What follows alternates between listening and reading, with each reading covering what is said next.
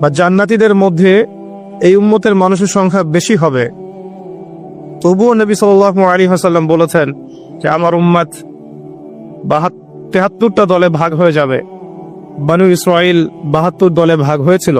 ওয়াতাফতারিকু উম্মতি আলা 73 মিল্লা, আমার উম্মত 73টা দলে ভাগ হয়ে যাবে। কুল্লুহুম ফিন্নার, প্রত্যেকটা দলই যাবে জাহান্নামে, ইল্লা মিল্লাতান ওয়াহিদা, একটা মাত্র দল ছাড়া। কিলা মান হিয়া ইয়া রাসূলুল্লাহ, বলা হলো তারা কারা হে আল্লাহ রাসূল সাল্লাল্লাহু আলাইহি ওয়াসাল্লাম? নবীজি বললেন মা আনা আলাইহি ওয়া আসহাবি, আমি যার উপরে আছি, আমার সাহাবীরা যার উপরে আছে। দুর্ভাগ্যজনক হচ্ছে ইসলামের নামে যত দলাদলি হয়েছে সবারই এই একটাই দলিল যে মা আনা আলাইহি ওয়া আসহাবি, আমি যার উপরে আছি, আমার সাহাবীরা যার উপরে আছে। সবাই দাবি করে, আমরা তাই করছি। কেন বেশিরভাগ মানুষ জাহান্নামে যাবে? একটা উত্তর আমরা পেলাম, চোখ দিয়েছি দেখেনি, কান দিয়েছি শোনেনি, কলব দিয়েছি উপলব্ধি করেনি। অর্থাৎ আল্লাহর সত্যের সন্ধান তারা পায়নি, সত্যকে মূল্যায়ন করে নাই, আল্লাহ পাকের বিধানের আনুগত্য করেনি। আরেকটা কারণ আছে, সেটা হলো শিরক। কারণ যে বেশিরভাগ মানুষ জাহান্নামে যাবে তাদের আমল নামায় একটা পাপ থাকবে, খুব কমন পাপ, সেটা হলো শিরকের পাপ। কিভাবে এটা বলতে পারি? এভাবে পারি যে আল্লাহ পাক সূরা নিসার মধ্যে বলেছেন ইন্নাল্লাহা লা ইয়াগফিরু আন ইউশরাকা বিহি ওয়া ইয়াগফিরু মা দুনা যালিকা লিমান ইয়াশা। আল্লাহ পাক বলছেন আমি শিরক ছাড়া অন্য যে কোনো গুনাহ যাকে ইচ্ছা ক্ষমা করে দেব। আল্লাহ পাক বলছেন আল্লাহ পাক শিরকের গুনাহ মাফ করেন না, অন্য যে কোনো গুনাহ যাকে ইচ্ছা আল্লাহ পাক মাফ করে দিবেন ইনশাআল্লাহ। আল্লাহ পাক যখন ঘোষণা দিলেন যে শিরক ছাড়া অন্য গুনাহ আমি মাফ করে দেব ইনশাআল্লাহ, শুধু মানুষের সাথে জড়িত বিষয় বাদ দিয়ে। কারণ মানুষের সাথে জড়িত বিষয় আল্লাহ রাব্বুল আলামিনের কাছে ক্ষমা চেয়ে লাভ হচ্ছে না। যেটা মানুষের সাথে জড়িত বিষয় সেটা আল্লাহর কাছে ক্ষমা চেয়ে লাভ হচ্ছে না। ধরেন আপনি কারো গীবত করেছেন, নাউজুবিল্লাহ, কারো সম্পদ আত্মসাৎ করেছেন, কারো প্রতি জুলুম করেছেন, কাউকে গালি দিয়েছেন, চুরি ডাকাতি করেছেন, ছিনতাই করেছেন, অন্যের সম্পদ আত্মসাৎ করেছেন, কাউকে ধর্ষণ করেছেন, অর্থাৎ অন্য কারো সম্মানহানি করেছেন, জান মাল ইজ্জতের হানি করেছেন। এই বিষয়টার ক্ষমা আল্লাহর কাছে পাওয়া যাবে না। এই ক্ষমাটা ওই বান্দার কাছে নিতে হবে যে ভাই আমি আপনার গীবত করেছিলাম, আমাকে মাফ করে দেন। ভাই আমি আপনার সম্পদ চুরি করেছি, এই নেন, ফেরত নেন। ভাই আমি তোমার জমি আত্মসাৎ করেছি, এটা তোমার, তুমি নিয়ে নাও। ভাই আমি তোমার কাছে টাকা ধার নিয়েছিলাম, দেইনি, এই যে দিয়ে দিলাম, শোধ। প্রতিটা বিষয় যেটা মানুষের সাথে জড়িত, হাক্কুল ইবাদ, এটা আল্লাহর কাছে ক্ষমা হবে না, এটা তার কাছেই ক্ষমা নিতে হবে, এবং এটা খুব কঠিন বিষয়। এর জন্য একটা কলবুন সালিম দরকার হয়, মানে সৎ মনের দরকার হয়। আর এই সৎ মন অনেক দাড়ি টুপির ভিতরেও থাকে না। আমি কি বুঝাতে পারছি? এই মনস্তাত্ত্বিক সততা দাড়ি টুপি জুব্বা পাগড়ির ভিতরে নাও থাকতে পারে, এটা ভিতরের ব্যাপার। যার কলব যত বেশি পরিচ্ছন্ন আলোকিত, সে তত বেশি সৎ হবে ইনশাআল্লাহ। কোনো কোনো ক্ষেত্রে আমরা এমনও দেখেছি যে একজন নন মুসলিম হিন্দু সম্প্রদায়ের মানুষ, সে মাপে কম দিচ্ছে না, একজন মুসলিম দিচ্ছে। কোনো কোনো ক্ষেত্রে দেখবেন আপনাদের এলাকায় আগে হিন্দু সম্প্রদায় বেশি ছিল না? আমার জানা মতে রংপুরের এই জায়গায় তো আগে শহর ছিল, তাই না? এখন এখানে অনেক নিদর্শন আছে, খাঁটি খাবারের জন্য মানুষ তাদের কাছে আসতো, মুসলিমদের দোকানে না গিয়ে তাদের দোকানে যাচ্ছে। তাদের দুধটা হবে খাঁটি, ঘিটা হবে খাঁটি, মিষ্টি হবে খাঁটি। মুসলিমের দোকান বাদ দিয়ে তাদের কাছে যাচ্ছে মানুষ। সততা দিয়ে তারা মানুষের মন জয় করলো। কোনো কোনো ক্ষেত্রে আপনি দেখবেন একজন অমুসলিম রাষ্ট্রের দায়িত্বে আছে, প্রশাসনে আছে, বা সামাজিক দায়িত্বে আছে, ব্যবসা করছে, চাকরি বাকরি করছে। কোনো কোনো ক্ষেত্রে দেখা যায় যে তারা অনেক মুসলিমের চেয়ে বেশি সৎ। হ্যাঁ, ঘুষ নিচ্ছে না, দুর্নীতি করছে না, ব্যবসায় ভাবে কম দিচ্ছে না, সিন্ডিকেট করছে না, চোরা কারবারি করছে না, অনেক ক্ষেত্রে দেখা যায়। এই শ্রেণীর মানুষদেরকে আল্লাহ পাক হেদায়েত দিয়ে দিতে পারেন। যাদের মনের মধ্যে আল্লাহ পাক সততা দেখবেন, আল্লাহ পাক তাকে হেদায়েত দিবেন ইনশাআল্লাহ। এটাই নিয়ম। আর যার হৃদয়ের মধ্যে সততা নাই, বাহ্যিকভাবে যদি মনেও হয় যে সে জান্নাতের পথে হাঁটছে, এমন হতে পারে দিন শেষেও জাহান্নামেই যাবে, নাউজুবিল্লাহ। যে প্রসঙ্গে এখানে আসলাম, মানুষের সাথে জড়িত হকটা মানুষের সাথেই ডিল করতে হবে। এটা কাবা ঘরের গেলাফ ধরে কানলেও ক্ষমা হবে না, কারণ আল্লাহ পাক তো রহমানুর রহিম নন, শুধু আল্লাহ পাক ন্যায় বিচারকও বটে। কথা কি বুঝতে পারছেন? আল্লাহ পাক শুধু রহমানুর রহিম নন যে সব মাফ করে দিব, একই সাথে শাদীদুল ইকাব, কঠোর শাস্তিদাতাও বটে। এবং আল্লাহ পাকের ন্যায় বিচার, ইনসাফটা সবচেয়ে উপরে। আল্লাহ পাক ইনসাফ করবেন, ইনসাফ করবেন। রহমানুর রহিম কোন অর্থে? আল্লাহ পাক চান যে তার বান্দারা জান্নাতে যাক, এবং তার জন্য আল্লাহ পাক নবী রাসূল পাঠিয়েছেন, আসমানি কিতাব পাঠান, মানুষকে খাওয়ান, পড়ান, হেদায়েত দেন, ভালো মন্দ বোঝান, বিবেক দেন, সবকিছু দেন। রহমানুর রহিম ছাড়া কোন সত্তা এমন করতে পারে? এরপরেও যখন মানুষ জাহান্নামের পথে হাঁটবে, তখন আল্লাহ পাক কি আমরা দোষ দিতে পারবো? পারবো না। কিয়ামতের দিনের দরকার ছিল।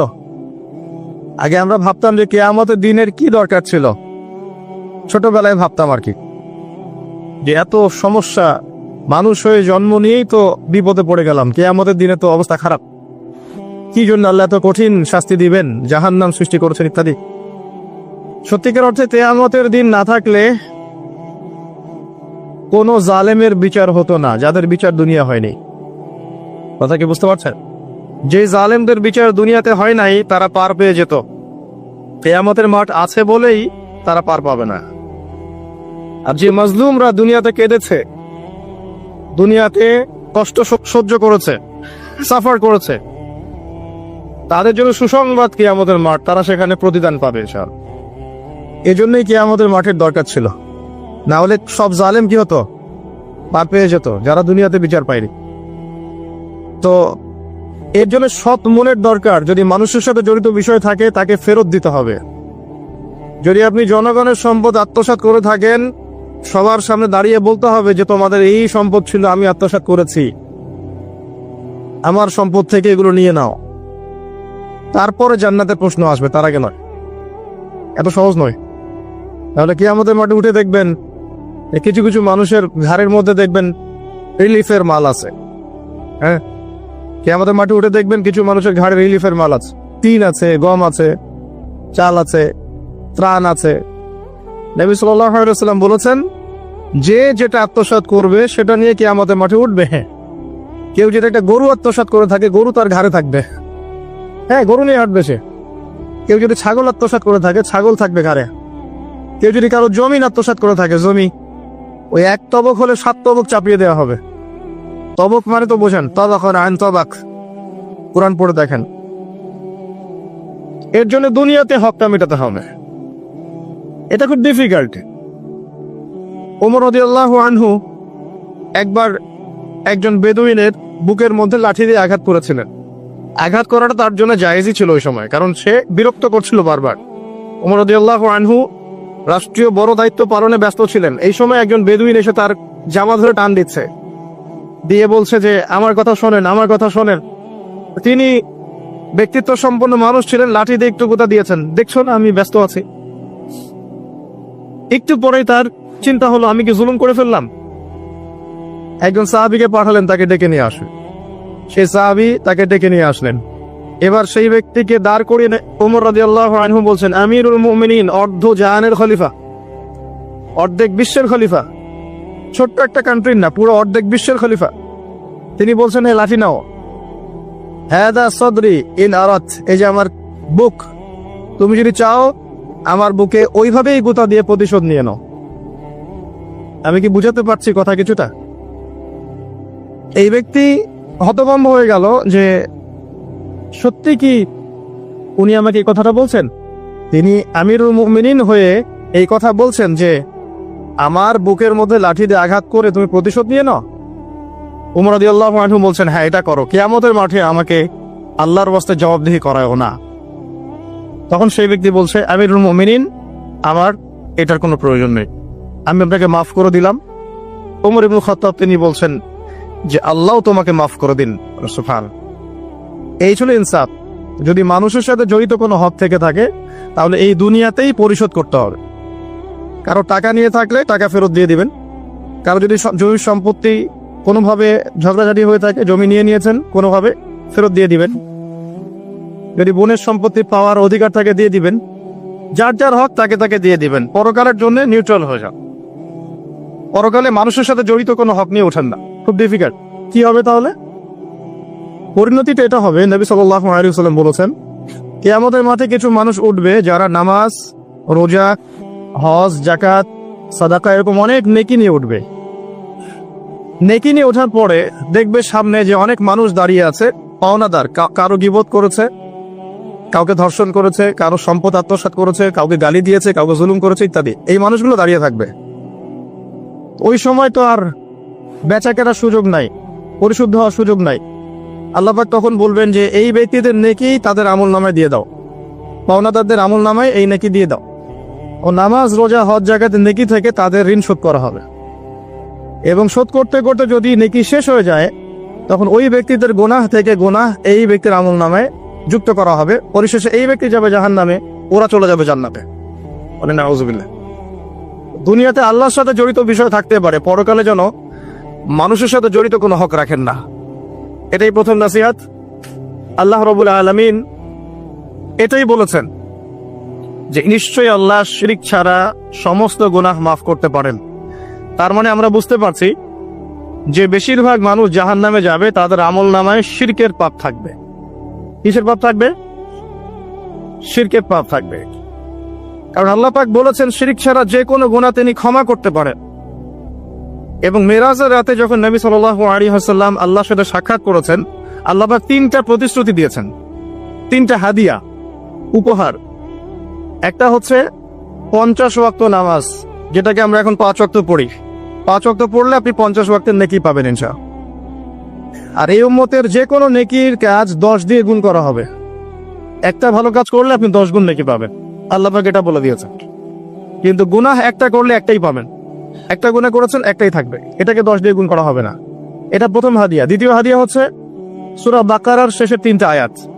সূরা বাকারার শেষের 3টা আয়াত, লিল্লাহি মা ফিস সামাওয়াতি, এখান থেকে ফানসুরুন আলাল কওমিল কাফিরিন পর্যন্ত। এটা একটা হাদিয়া।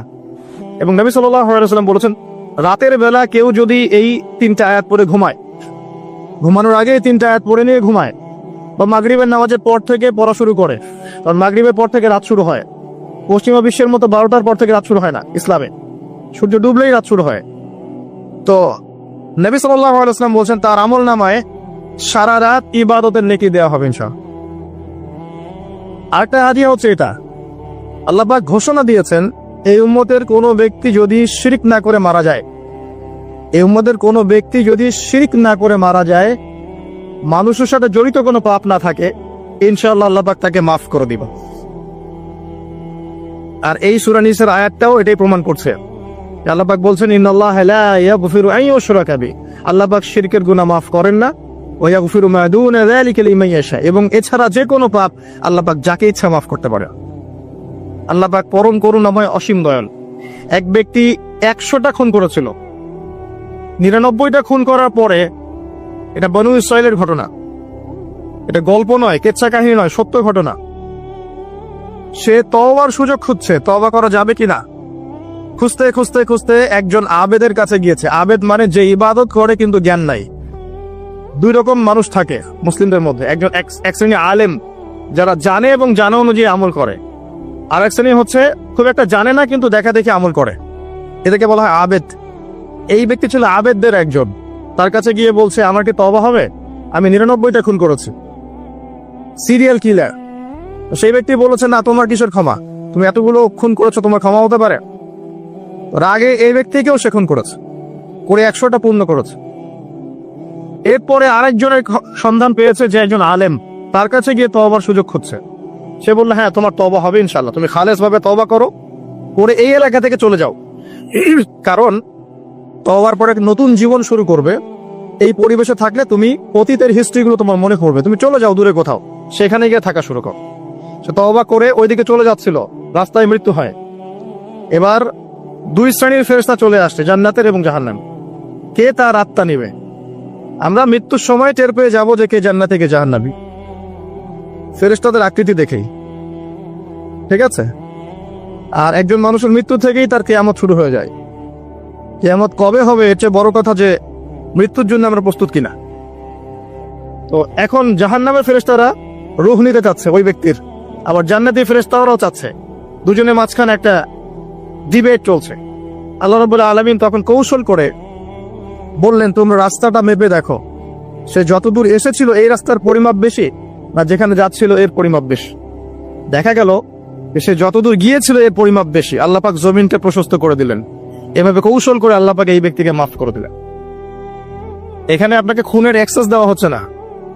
এই হাদিসটা বলে আপনাকে খুন করতে উৎসাহিত করা হচ্ছে না। আপনাকে বোঝানো হচ্ছে আল্লাহ পাকের মার্সি, দয়া কত প্রশস্ত। আরেক ব্যক্তি ছিল, সে ব্যভিচারিণী, ব্যক্তি না, সে মহিলা। সে ব্যভিচারিণী মহিলা, প্রস্টিটিউশনে ছিল, যাকে আমরা এখন যৌনকর্মী বলি বর্তমান আধুনিক সভ্যতায়, সো কল্ড আধুনিক সভ্যতায়। এবং তাদের অধিকারের জন্য আমরা অনেক কিছুই করতে চেষ্টা করি। আমরা একটা স্লোগানও দেই, আমার দেহ আমার সিদ্ধান্ত, নাউজুবিল্লাহ। তো এই মহিলা রাস্তা দিয়ে যাচ্ছিল, দেখেছে একটা কুকুর পিপাসার্থ, প্রচন্ড পিপাসার্থ, জিহ্বা বেরিয়ে গেছে। তার মায়া লাগলো, সে নিজের মোজাটা খুলে কুয়াতে নামালো, নামিয়ে অনেক কষ্ট করে সে পানি উঠালো, উঠিয়ে কুকুরকে পান করিয়েছে। এই একটা কাজের জন্য আল্লাহ পাক তাকে মাফ করে দিয়েছে। আরেকজন ব্যক্তি যে প্রচন্ড পাপী ছিল, মৃত্যুর সময় সে তার সন্তানদেরকে ওসিয়ত করছে যে আমি অনেক অন্যায় করেছি, আল্লাহ যদি আমাকে ধরতে পারেন তাহলে আমার অবস্থা খারাপ। তো আমি যখন মারা যাব তখন আমার দেহটাকে পুড়িয়ে ফেলবে, পুড়িয়ে অর্ধেক ছাই বাতাসে ভাসিয়ে দিবে আর অর্ধেক ছাই সমুদ্রে ভাসিয়ে দিবে। মানে বাতাসে অর্ধেক উড়িয়ে দিবে, সমুদ্রে অর্ধেক ভাসিয়ে দিবে। ছেলেরা তাই করলো। এই ব্যক্তির আকীদা কি, যদি আল্লাহ আমাকে ধরতে পারেন তাহলে খবর আছে। তার মানে ওর আকীদা যে আল্লাহ ধরতে পারবেন না এমন করলো, এটা কিন্তু কুফরি আকীদা, তাই নয় কি? পুনরুত্থানে বিশ্বাস না করাটা কুফরি নয় কি? ইমানের 6টা পিলারে একটা হচ্ছে পরকালে বিশ্বাস, তাই না? একটা পিলারই তো তার মধ্যে নাই। তো সন্তানরা তাই করলো। আল্লাহ পাক সাগরকে বললেন ছাই জমা করে দাও, জমিনকে বললেন ছাই জমা করে দাও। আর বাই দ্য ওয়ে, আল্লাহর আদেশ প্রকৃতি শোনে, মানুষ না শুনলে প্রকৃতি শোনে। সাগরের পরে গিয়ে আপনি দাঁড়িয়ে থাকবেন, এই বিশাল সমুদ্র গর্জন করতে করতে আসবে, এসে বিনয়ের সাথে আপনার পা ধুয়ে দিবে। আল্লাহ পাক তাকে আদেশ করেছেন, তোমার সামনে দাঁড়ালে পা ধুয়ে দিও, অহংকার করো না। আল্লাহ যখন ওই সমুদ্রকে আদেশ করবেন যে এই জনপদের লোকেরা আমার আদেশ মানছে না, জলোচ্ছ্বাস দিয়ে উড়িয়ে দাও, সমুদ্র তাই করবে। প্রকৃতি আল্লাহর কথা শোনে। ছাই জড়ো করা হলো। জড়ো করার পরে আল্লাহ পাক এই ব্যক্তিকে আবার পুনরুজ্জীবিত করে জিজ্ঞাসা করলেন, কি জন্য এই কাজটা করেছেন, কেন এই কাজটা করেছো? তখন এই ব্যক্তি বলছে, হাদিসের কথাগুলো এমন, এই ব্যক্তি বলছে, মিন খাশিয়াতিকা ইয়া রাব্বি, আল্লাহ আমি তোমার ভয়ে এই কাজটা করেছি না। আর তুমি খুব ভালো করেই জানো হে আল্লাহ যে আমি তোমার ভয়ে করেছি না অন্য কোনো কারণে করেছি। আল্লাহ পাক বললেন, আমি তোমাকে মাফ করে দিলাম। আর দুজন ব্যক্তি, এটা বলে সামনে যাচ্ছেন, আর দুজন ব্যক্তি, এটা আমাদের মুসলিমদের জন্য শিক্ষা আছে। আমরা মুসলিমরা মনে করি যে আমরা সুপিরিয়র হয়ে গেছি। মাশাআল্লাহ, জুমার নামাজে আসি, রমজানের রোজা রাখি, মাঝে মাঝে একটু জাকাত দেই, সুযোগ পেলে একটা হজ উমরা করে আসি, তাই না? মাঝে মাঝে মসজিদে এসে নামাজ পড়ি, আমরা মনে হয় জান্নাতের সার্টিফিকেট পেয়ে গেছে, আমরা এমনটা মনে করি আর কি। দুই ব্যক্তি, একজন অনেক আল্লাহওয়ালা মানুষ, আর একজন হচ্ছে যে আল্লাহর দিনের খুব একটা পরোয়া করে না। এই বন্ধু সেই বন্ধুকে দাওয়াত দেয়, দিনের পথে আসো, দিনের পথে আসো আসো। এই ব্যক্তি শোনে না। একদিন এই ব্যক্তি বলে ফেললো, যে ব্যক্তি একটু পায়াস টাইপের রিলিজিয়াস মুসলিম, সে বলে ফেললো যে আল্লাহ তোকে কখনো মাফ করবে না। কথাটা শোনেন, আল্লাহ তোকে মাফ করবে না, তোকে এত ডাকি দাওয়াত দিই, তুই কথা শুনিস না। মৃত্যুর পরে আল্লাহ পাক এই দুইজনকে জীবিত করলেন। জীবিত করে বললেন, কে তোমাকে ইখতিয়ার দিয়েছে যে আমি কাউকে ক্ষমা করব কি করব না এই বিষয়ে সিদ্ধান্ত দেওয়ার? আজকে আমি ওকে মাফ করে দিলাম আর তোমাকে জাহান্নামে দিলাম, যাও। যার মনের মধ্যে যাররা পরিমাণ অহংকার থাকবে সে ব্যক্তি জান্নাতে যেতে পারবে না। আর অহংকার এবং রিয়াটা এত সূক্ষ্ম যে অন্ধকার রাতের কালো পাথরের উপরে যদি কালো পিঁপড়া হাঁটে, এটা যেমন সূক্ষ্ম, রিয়া এবং অহংকার এতটাই সূক্ষ্ম। এবং যখন আপনারা ইসলামিক ব্যক্তিত্বদেরকে নিয়ে আইওয়াশ এবং শোডাউনে লিপ্ত হন, তখন অহংকার তাদের মনের মধ্যে চলে আসতে পারে। এই বিষয়গুলো থেকে সম্পূর্ণ দূরে থাকা উচিত। আল্লাহ পাক আপনাদেরকে বোঝার তৌফিক দান করুন। শিরকের পাপ থেকে বেঁচে থাকুন, মানুষের সাথে জড়িত পাপ থেকে বেঁচে থাকুন। আল্লাহ পাক পরম করুণাময়, অসীম দয়ালু। আল্লাহ পাক সমস্ত গুনাহ মাফ করতে পারেন। এর মানে এই নয় যে গুনার এক্সেস দেওয়া হচ্ছে, লাইসেন্স দেওয়া হচ্ছে, এমনটা নয়। আল্লাহ পাকের দয়া বোঝানো হচ্ছে। আল্লাহ আপনাকে ভালোবাসেন এবং আল্লাহই আপনাকে প্রকৃত অর্থে ভালোবাসেন, বাকিরা আপনাকে স্বার্থের জন্য ভালোবাসেন। মনে রাখবেন, প্রকৃত অর্থে শুধু আল্লাহই তার বান্দাদেরকে ভালোবাসেন, বাকিরা মানুষের অবস্থানকে ভালোবাসে, মানুষের ব্যক্তি সত্তাকে নয়, আপনার আত্মাকে নয়, আপনার অবস্থানকে। এটা আপনি হারে হারে উপলব্ধি করবেন যত দিন যাবে। বাকি বিষয়গুলো স্বার্থকেন্দ্রিক। আল্লাহ রাব্বুল আলামিনের ভালোবাসা স্বার্থকেন্দ্রিক নয়, নিঃস্বার্থ। আল্লাহর জন্য ভালোবাসো। মাকে ভালোবাসেন আল্লাহর জন্য, বাবাকে ভালোবাসেন আল্লাহর জন্য, আপনি সন্তান সন্ততিকে ভালোবাসেন আল্লাহর জন্য, স্ত্রীকে ভালোবাসেন আল্লাহর জন্য। তাদের জন্য করেন আল্লাহকে সন্তুষ্ট করার জন্য, তাদের কাছে কিছু পাওয়ার আশায় না। যখন আপনি কারো কাছে কিছু পাওয়ার আশা করবেন, তখন তার কাছ থেকে কষ্ট পাবেন। যখন কারো কাছে কিছু পাওয়ার জন্য আপনি আশা করবেন, তখন তার কাছে কষ্ট পাবেন। এর বাইরে একটা ভালোবাসা থেকে, ডিভাইন, আল্লাহর পক্ষ থেকে আসে। সেই দুই ব্যক্তি যারা আরশের ছায়ায় ছায়া পাবে, ওই 7 শ্রেণীর মধ্যে এক শ্রেণী হচ্ছে ওই দুই ব্যক্তি যারা একে অপরকে শুধু আল্লাহর জন্য ভালোবাসত। এই ভালোবাসা, মুআমালাত, আপনার উঠা বসা, চলাফেরা, ইবাদত, প্রতিটা কাজ হোক শুধু আল্লাহর সন্তুষ্টির জন্য। এটাই হচ্ছে তাওহীদের চূড়ান্ত লেভেল। তখন গিয়ে আপনি আল্লাহর মারিফত বুঝতে পারবেন, আল্লাহকে আপনি আপন করে পাবেন। যখন ডাকবেন, দেখবেন আল্লাহ আপনার কাছে আছে। এমন সময় দেখবেন মনে মনে কিছু চিন্তা করেছেন যে আমার এটা দরকার, দেখবেন বাসায় গিয়ে ওটা হাজির আপনার সামনে।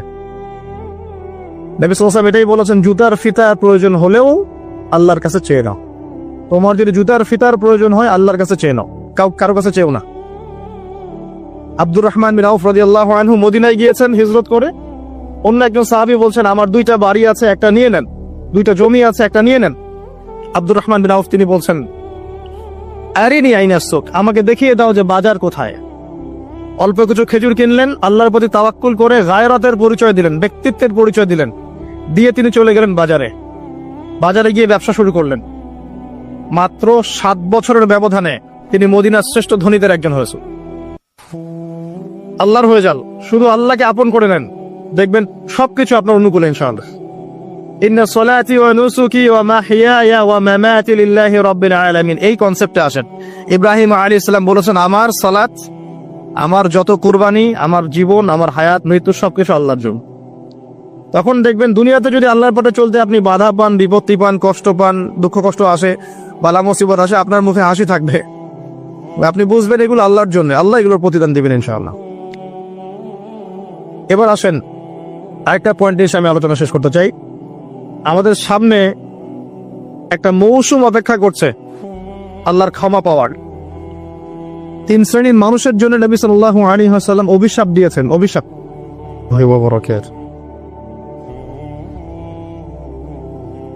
ইন্নাল হামদুলিল্লাহ নাহমাদুহু ওয়া নাস্তাঈনুহু মান ইয়াহদিহিল্লাহু ফালা মুদিল্লা লাহু ওয়া মান ইউদ্লিল ফালা হাদিয়া লাহু ونشهد أن لا إله إلا الله وحده لا شريك له ونشهد أن محمدا عبده ورسوله أما بعد فأعوذ بالله من الشيطان الرجيم بسم الله الرحمن الرحيم وقال الله تعالى في كلامه المجيد والفرقانه الحميد يا أيها الذين آمنوا اتقوا الله حق تقاته ولا تموتن إلا وأنتم مسلمون وقال رسول الله صلى الله عليه وسلم القرآن حجة لك وعليك رب اشرح لي صدري ويسر لي أمري واحلل عقدة من لساني يفقه قولي اللهم فقهنا في الدين وعلمنا التأويل اللهم اجعلنا منهم الذين آمنوا وعملوا الصالحات وتواصوا بالحق وتواصوا بالصبر আলহামদুলিল্লাহ, যাবতীয় প্রশংসা এবং গুণগান একমাত্র মহিয়ান গরিয়ান আল্লাহ রাব্বুল আলামিনের জন্য, যে আল্লাহ সুবহানাহু ওয়া তাআলা নাজিল করেছেন মহাবিশ্বের মহাবিশ্বয় মহাগ্রন্থ আল কোরআনুল কারীম। যে আল্লাহ পাক আমাদেরকে আজকে সুস্থ শরীরে মসজিদে আসার তৌফিক দান করেছেন, আমাদেরকে মুসলিম পরিবারে জন্মগ্রহণ করার তৌফিক দান করেছেন, মুহাম্মদ সাল্লাল্লাহু আলাইহি ওয়াসাল্লামের উম্মাহ হওয়ার সৌভাগ্য দান করেছেন, সকলেই শুকরিয়া আদায় করি, বলি আলহামদুলিল্লাহ। অগণিত অসংখ্য দরুদ এবং সালাত বর্ষিত হোক মহান আল্লাহ প্রেরিত সর্বশেষ এবং চূড়ান্ত নবী, মানবতার মুক্তির দূত মুহাম্মদুর রাসূলুল্লাহ সাল্লাল্লাহু আলাইহি ওয়াসাল্লামের প্রতি। আমরা সংক্ষিপ্ত আকারে দরুদ পড়ি, আল্লাহুম্মা সাল্লি আলা মুহাম্মদ, আল্লাহুম্মা বারিক আলা মুহাম্মদ। সম্মানিত উপস্থিতি, কেমন আছেন আপনারা? আলহামদুলিল্লাহ আলা কুল্লি হাল ওয়া ফি কুল্লি মাকান। আমরা পবিত্র জুমার দিনে আছি। আল্লাহ পাক জুমার দিনে খুতবা শ্রবণ এবং সালাত আদায়ের উদ্দেশ্যে সুস্থ শরীরে মসজিদে আসার তৌফিক দিয়েছেন, আবারও বলি আলহামদুলিল্লাহ। রাসূলুল্লাহ সাল্লাল্লাহু আলাইহি ওয়াসাল্লাম বলেছেন, জুমার দিনে কেউ যদি সকাল সকাল গোসল করে এবং উত্তম কাপড় পরিধান করে, সুগন্ধি ব্যবহার করে, সকাল সকাল মসজিদে আসে এবং পায়ে হেঁটে মসজিদে আসে, ইমামের কাছাকাছি বসে, মনোযোগের সাথে খুতবা শ্রবণ করে, খুতবা চলাকালীন সময়ে কাউকে কষ্ট দেয় না, এমনকি কেউ যদি কথা বলে তাকে এটাও বলবে না যে চুপ করো, এবং ইমামের সাথে নামাজ শেষ করে, নবী সাল্লাল্লাহু আলাইহি ওয়াসাল্লাম বলেছেন, এই ব্যক্তির আমলনামায় প্রত্যেক পদক্ষেপের বিনিময়ে 1 বছরের নফল নামাজ, 1 বছরের নফল রোজার নেকি দেয়া হবে। এই বিশাল নেকিটা নষ্ট হয়ে যাবে যদি খুতবা চলাকালীন সময় আমরা কথাবার্তা বলি, মোবাইলে ব্যস্ত থাকি, লুকিয়ে লুকিয়ে ভিডিও করি, ফটো সেশন করতে থাকি ইত্যাদি, অন্যকে কষ্ট দেই, আপোষে কথাবার্তা বলি, তাহলে এই পুরো নেকিটা নষ্ট হয়ে যাক। দেখবেন এটা বলে দেওয়ার পরেও কিছু মানুষ কথা বলবে, এই কাজ করবে। আল্লাহ পাক বলেছেন কিছু মানুষ সম্পর্কে, লাহুম কুলুবুন লা ইয়াফকাহুনা বিহা, আমি হৃদয় দিয়েছি উপলব্ধি করে না, ওয়া লাহুম আযানুন লা ইয়াসমাউনা বিহা, শ্রবণ ইন্দ্রিয় দিয়েছি শুনবে না, ওয়া লাহুম আ'য়ুনুন লা ইউবসিরুনা বিহা, চোখ দিয়েছি দেখবে না। আল্লাহ বলেছেন এমন কিছু মানুষের কথা, এবং তাদের বিষয়ে আল্লাহ বলছেন, উলাইকা কাল আনআম, এরা হচ্ছে গবাদি পশুর মতো, জাস্ট লাইক ক্যাটলস, গবাদি পশু, জন্তু জানোয়ারের মতো। বাল হুম আদাল, বরং তার চাইতেও নিকৃষ্ট। উলাইকা হুমুল গাফিলুন, এরা হচ্ছে গাফেল সম্প্রদায়। আল্লাহ পাক এদেরকে দিয়েই জাহান্নাম পূর্ণ করবেন। ওয়ালাকাদ যারানা লিজাহান্নামা কাসীরাম মিনাল জিন্নি ওয়াল ইনস, প্রচুর জিন আর মানুষকে দিয়ে আমি জাহান্নাম পূর্ণ করব। অপরাধ এটাই, চোখ দিয়েছি দেখে নাই, কান দিয়েছি শোনে নাই, হৃদয় দিয়েছি উপলব্ধি করে নাই, এটাই অপরাধ। আর সহিহ বুখারীর মধ্যে 4 বার একটা হাদিস এসেছে যে আল্লাহ পাক আদম আলাইহিস সালামকে ডাকবেন কিয়ামতের মাঠে এবং বলবেন, তোমার সন্তানদের মধ্য থেকে জাহান্নামীদেরকে আলাদা করে দাও। আদম আলাইহিস সালাম বলবেন, কতজন হে আল্লাহ? আল্লাহ পাক বলবেন, প্রতি 1999 জনকে জাহান্নামের জন্য আলাদা করে দাও। যদিও এই উম্মতের বেশিরভাগ মানুষ জান্নাতে যাবে ইনশাআল্লাহ, বা জান্নাতীদের মধ্যে এই উম্মতের মানুষের সংখ্যা বেশি হবে, তবুও নবী সাল্লাল্লাহু আলাইহি ওয়াসাল্লাম বলেছেন যে আমার উম্মত 73টা দলে ভাগ হয়ে যাবে। বনু ইসরাইল 72 দলে ভাগ হয়েছিল। ওয়া তাফতারিকু উম্মতি আলা 73 মিল্লা, আমার উম্মত 73টা দলে ভাগ হয়ে যাবে। কুল্লুহুম ফিন নার, প্রত্যেকটা দলই যাবে জাহান্নামে, ইল্লা মিল্লাতান ওয়াহিদা, একটা মাত্র দল ছাড়া। কিলা মান হিয়া ইয়া রাসূলুল্লাহ, বলা হলো তারা কারা হে আল্লাহ রাসূল সাল্লাল্লাহু আলাইহি ওয়াসাল্লাম? নবীজি বললেন, মা আনা আলাইহি ওয়া আসহাবি, আমি যার উপরে আছি আমার সাহাবীরা যার উপরে আছে। আর দুর্ভাগ্যজনক হচ্ছে ইসলামের নামে যত দলাদলি হয়েছে সবারই এই একটাই দলিল যে